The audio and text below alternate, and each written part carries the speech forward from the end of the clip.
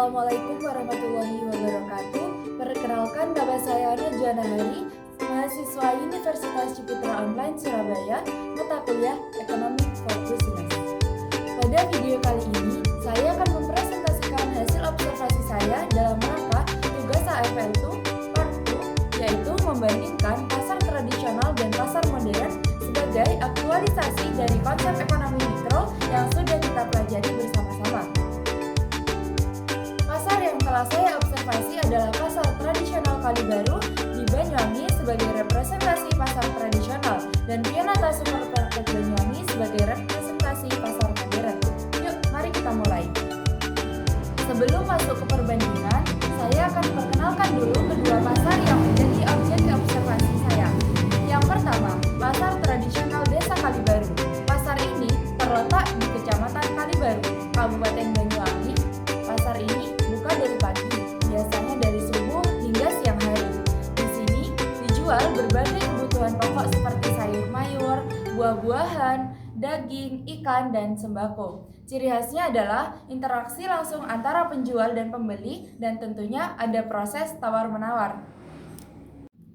Yang kedua, Pionata Supermarket Banyuwangi. Supermarket ini berlokasi di Jalan Jenderal Ahmad Yani nomor 37A, Kelurahan Tukang Ayu, Banyuwangi. Buka setiap hari dari pukul 9 pagi hingga jam 9 malam. Pionata adalah supermarket lokal yang sudah lama melayani masyarakat Banyuwangi, menyediakan kebutuhan lengkap dari produk segar hingga produk kemasan dengan fasilitas yang modern dan lebih nyaman. Nah, dari profil keduanya saja sudah terlihat perbedaan yang cukup mencolok ya. Sekarang kita masuk ke perbandingannya satu persatu. Baiklah, sekarang kita akan membahas perbedaan antara kedua pasar tersebut. Perbedaan pertama yang sangat terasa adalah soal penetapan harga dan sistem pembayaran. Di pasar Kalibaru, harga itu fleksibel, tidak ada label harga yang terpasang. Pembeli bisa tawar-menawar dan pedagang akan menyesuaikan. Bahkan, menjelang siang hari, beberapa pedagang sengaja menurunkan harga untuk barang yang mudah rusak, seperti sayur dan ikan, supaya barang mereka cepat habis dan tidak terbuang. Ini adalah bentuk nyata dari perilaku produsen yang rasional dalam ekonomi mikro. Untuk sistem pembayaran, dominan masih menggunakan uang tunai. Memang ada sebagian kecil yang pedagang yang sudah menggunakan kris atau transfer bank, tapi hanya beberapa saja dan tidak banyak dari mereka yang menggunakan alat pembayaran tersebut.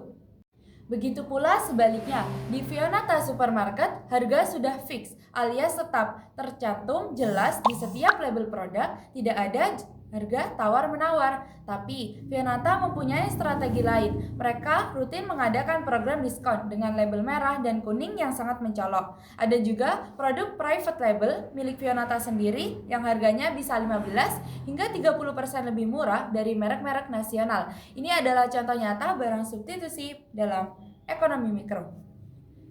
Dan soal pembayaran, Pionata sudah sangat lengkap. Kartu debit, kris, GoPay, OVO, dan Dana mungkin semuanya akan diterima oleh supermarket Pionata.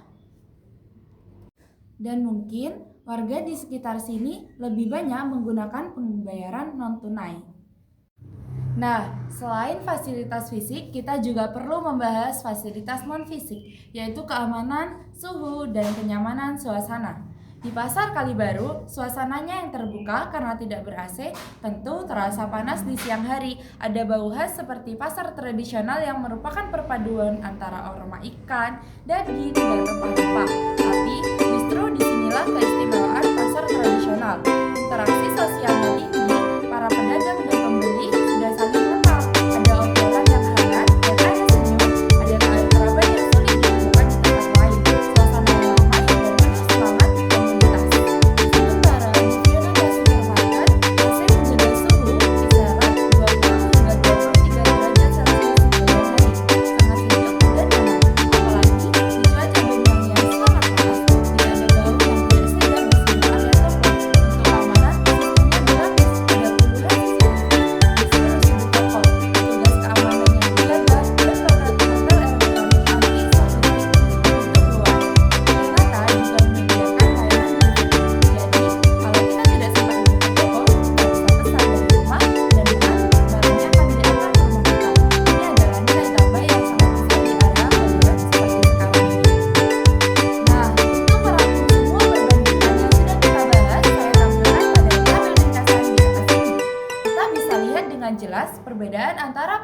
tradisional Kalibaru, dan Fionata supermarket dari berbagai aspek.